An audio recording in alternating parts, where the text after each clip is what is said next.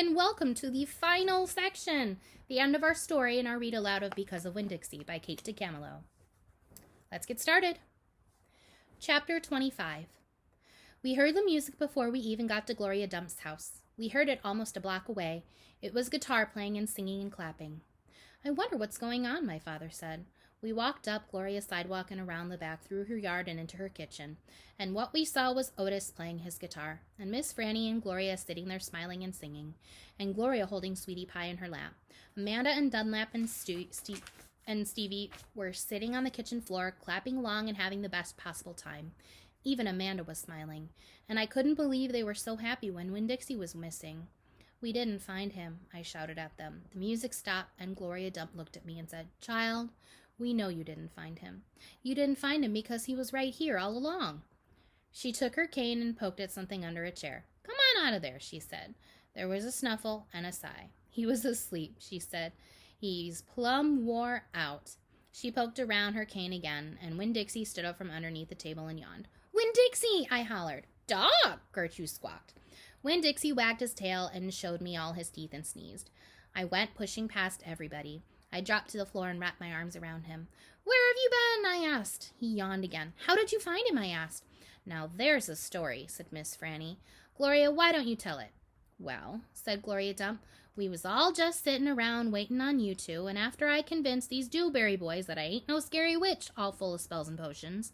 She ain't no witch, Stevie said. I shook, and he shook his bald head. He kind of looked disappointed. Nah, said Dunlap, she ain't. If she was, she would have turned us into toads by now, he grinned. I could have told you that she wasn't a witch. Witches don't exist, said Amanda. They are just myths. All right now, said Gloria.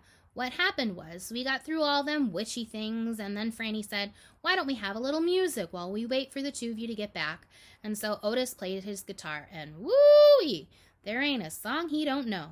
And if he don't know it, he can pick it up right quick after you hum it to him. He has a gift. Gloria stopped and smiled over at Otis, and he smiled back. He looked all lit up from the inside. Tell what happened, Sweep, I said. Tell about the dog.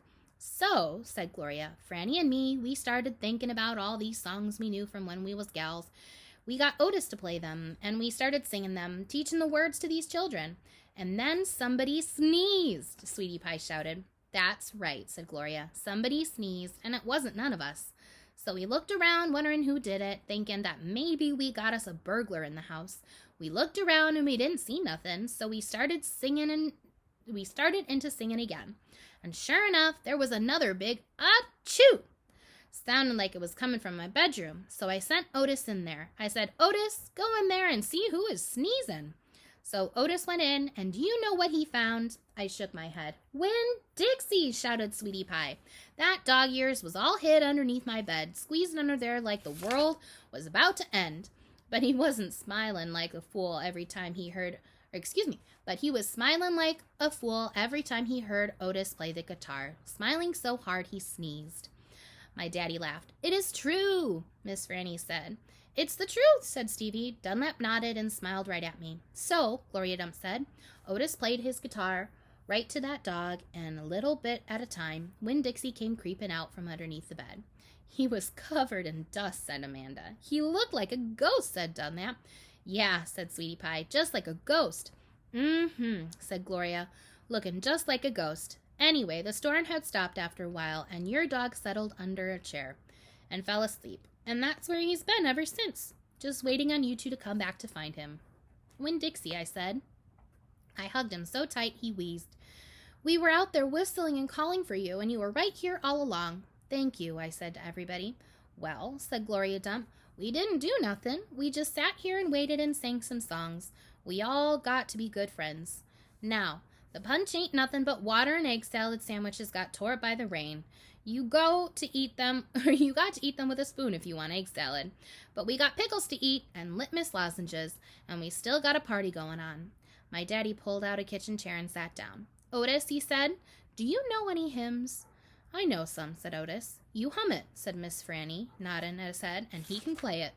So my daddy started humming something, and Otis started picking out at his guitar, and Winn-Dixie wagged his tail and lay back down underneath Gloria's chair. I looked around the room. at all the different faces, and I felt my heart swell up inside with me with pleasure and happiness. "I'll be back in a minute," I said. But they were all singing now and laughing, and Winn Dixie was snoring so no one heard me. Chapter 26. Outside, the rain had stopped and the clouds had gone away, and the sky was so clear it seemed like I could see every star ever made. I walked all the way to the back of Gloria Dump's yard. I walked back there and looked at her mistake tree. The bottles were all quiet. There wasn't a breeze, so they were just hanging there. I looked at the tree, and then I looked up at the sky. "Mama," I said, just like she was standing right beside me, "I know 10 things about you. And that's not enough. That's not near enough. But Daddy is going to tell me more. I know he will. Now that he knows you're not coming back. He misses you and I miss you, but my heart doesn't feel empty. Not anymore. It's full all the way up. I'll still think about you, I promise, but probably not as much as I did this summer." That's what I said that night underneath Gloria Dump's mistake tree. And after I was done saying it, I stood and just started staring up at the sky, looking at the constellations and planets, and then I remembered my own tree, the one Gloria had helped me plant. I hadn't looked at it for a long time. I went crawling around on my hands and knees searching for it, and when I found it, I was surprised at how much it had grown. It was still small. It still looked more like a plant than a tree, but the leaves and the branches felt real strong and good and right. And I was down there on my hands and knees. I heard a voice saying, "Are you praying?" I looked up. It was Dunlap. "No," I said, "I'm not praying. I'm thinking." He crossed his arms and looked down at me. "What about?" he said. "All kinds of things," I said. "I'm sorry that I called you and Stevie bald-headed babies." "That's all right," he said. "Gloria told me to come out here and get you." "I told you she wasn't a witch." "I know it," he said. "I knew it all along. I was just teasing you." "Oh?" I said, looking at him close. It was hard to see him good in the dark yard. "Ain't you ever going to stand up?" he asked. "Yeah," I said, and then he surprised me. He did something I never in a million years thought a Dewberry boy would do. He held out his hand to help me up, and I took it. I let him pull me to my feet. "I'll race you back to the house," Dunlap said, and he started to run. "Okay," I shouted, "but I'm warning you, I'm fast." We ran, and I beat him. I touched the corner of Gloria Dump's house right before he did. "You shouldn't be running around in the dark," said Amanda. She was standing on the porch looking out at us. "You could trip over something." "Aw, Amanda," said Dunlap, and he shook his head. "Aw, Amanda," I said too. And then I remembered Carson, and I felt bad for her. I went up to the porch and took hold of her hand and pulled on her. "Come on," I said. "Let's get inside." "India Opal," Daddy said when me and Amanda and Dunlap walked in. "Are you here to sing some songs with us?" "Yes, sir," I said, "only I don't know that many songs." "We'll teach you," he said. He smiled at me real big. It was a good thing to see. "That's right," said Gloria Dump. "We will." Sweetie Pie was just sitting in her lap, but her eyes were closed. "Care for a litmus lozenge?" Miss Franny asked as passing me the bowl. "Thank you," I told her. I took a litmus lozenge and unwrapped it and put it in my mouth. "Do you want a pickle?" Otis asked, holding up a big jar of pickles. "No, thank you," I said. "Not right now."